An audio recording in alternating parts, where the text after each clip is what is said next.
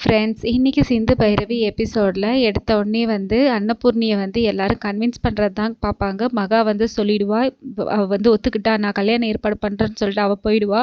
இவங்க ஆறுமுகம், சிவா, சிந்து பைரவி அவங்க எல்லாமே அன்னபூர்ணியை சொல்லுவாங்க. அவள் கண்டிப்பாக முழு மனசோட சம்மதிச்சிருக்க மாட்டா, அவங்களுக்காக தான் சம்மதம் சொல்லியிருப்பா. நீங்கள் அவகிட்ட போயிட்டு தனியாக பேசுங்க அத்தைன்னு சொல்லிட்டு எல்லாரும் சொல்லுவாங்க. அவளும் போயிடுவா. இங்கே செழியனை அடைச்சி வச்சிருப்பான். அவன் தப்பிக்கிறதுக்கு ட்ரை பண்ணிட்டு இருப்பான். தப்பிக்கிறதுக்கு ஏதாவது வழி இருக்கான்னு சொல்லிட்டு பார்ப்பான். இங்கே காயத்ரி தனியாக இருப்பா. அப்போ சிந்து, பைரவி, ஆறுமுகம், சிவா எல்லாரும் பேசுவாங்க. இந்த மாதிரி நீ அம்மாக்காக தான் இந்த மாதிரி ஒத்துக்கிட்ட, இந்த மாதிரி ஒத்துக்காத, உன் லைஃப்பை பற்றி யோசி, உன்னால் கடைசி வரைக்கும் சந்தோஷமாக அவன் கூட வாழ முடியுமா? இப்போ நீ சந்தோஷமாக அவன் கூட வாழலைன்னா அதை பார்த்து நீ யாருக்காக ஒத்துக்கிட்டியோ அவங்களே இதை பார்த்து ரொம்ப மனசு நொந்து போவாங்க. அதுக்கு நீ கல்யாணம் பண்ணாமலே இருக்கலாம் காயத்ரி சொல்லிட்டு சொல்லுவாங்க. நீ ஆறுமுகம் சொல்ல, நீ கவலைப்படாதம்மா, அவன் எங்கே இருந்தாலும் நான் அவனை கூட்டின்னு வரேன்னு சொல்லிட்டு அவன் ஒரு பயந்து ஓடிட்டா.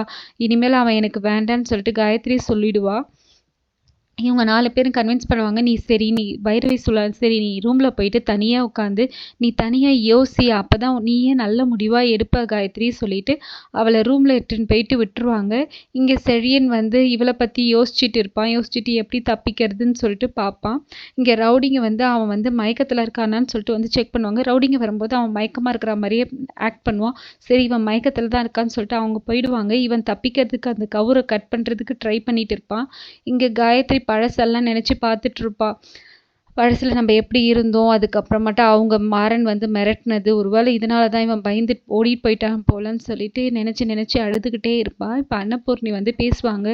ஏம்மா நீ ஒத்துக்கிட்ட, நீ எனக்காக தான் ஒத்துக்கிட்டியா, நீ எனக்காகலாம் ஒத்துக்காதம்மா, எனக்கு உன் சந்தோஷம் தான் முக்கியம், உனக்கு விருப்பம் இல்லாதது எதையுமே அம்மா பண்ண மாட்டேன், உனக்கு விருப்பம் இல்லைல்ல இந்த கல்யாணம் நீ பண்ணிக்க வேண்டாம், நீ நல்லா இருக்கணும், அதுதான் எனக்கு முக்கியம், நீ கல்யாணம் ஊர்க்காரங்க யார் என்ன வேணால் பேசிட்டும், எனக்கு அதை பற்றிலாம் கவலை இல்லைம்மா, நீ எனக்காக ஒத்துக்க வேண்டாம், நான் மகா கிட்ட சொல்லி நான் இப்போவே இந்த கல்யாணத்தை நிறுத்துறேன்னு சொல்லிட்டு சொல்லுவா.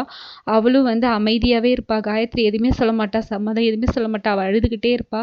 உடனே என்ன பண்ணி சொல்லுவா, எனக்கு தெரியும் உனக்கு இந்த கல்யாணத்தில் சம்மதம் இல்லைன்னு எனக்கு தெரியும், நான் உடனே கல்யாணத்தை நிறுத்துறேமான்னு சொல்லிட்டு போயிடுவா. இங்கே செழியன் தப்பிக்க ட்ரை பண்ணிட்டு இருப்பான். இங்கே மாப்பிள்ளை ஒரு பக்கம் ரெடி ஆகிட்டு இருப்பாரு. மகாவுக்கும் அவனுக்கும் எசக்கிக்கும் ஒரே ஹாப்பி, நம்ம பிளான் பண்ண மாதிரி எல்லாமே நடந்துருச்சுடா சொல்லிட்டு போயிட்டு உட்கார வச்சுருவாங்க.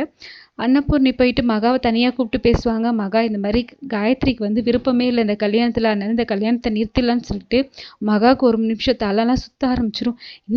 என்னக்கா சொல்கிறீங்க நீங்கள், அவள் தான் சம்மதம்னு சொல்லிட்டாளே. இல்லை அவளுக்கு விருப்பமே இல்லை.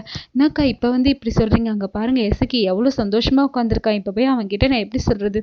இதனால் எசக்கிக்கு பெருசாலாம் ஒன்றும் பாதிக்கப்பட போகிறது இல்லை, பாதிக்கப்பட்டது காயத்ரி தான்.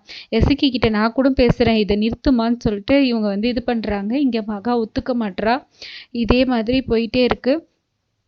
காயத்ரிக்கு யார் கூட கல்யாணம் நடக்கும் நீங்கள் நினைக்கிறீங்கன்னு மறக்காமல் கமெண்ட் பண்ணுங்கள். இந்த வீடியோ பிடிச்சிருந்தா லைக் பண்ணுங்கள், சப்ஸ்கிரைப் பண்ணுங்கள், ஷேர் பண்ணுங்கள். தேங்க்யூ ஃப்ரெண்ட்ஸ், பாய்.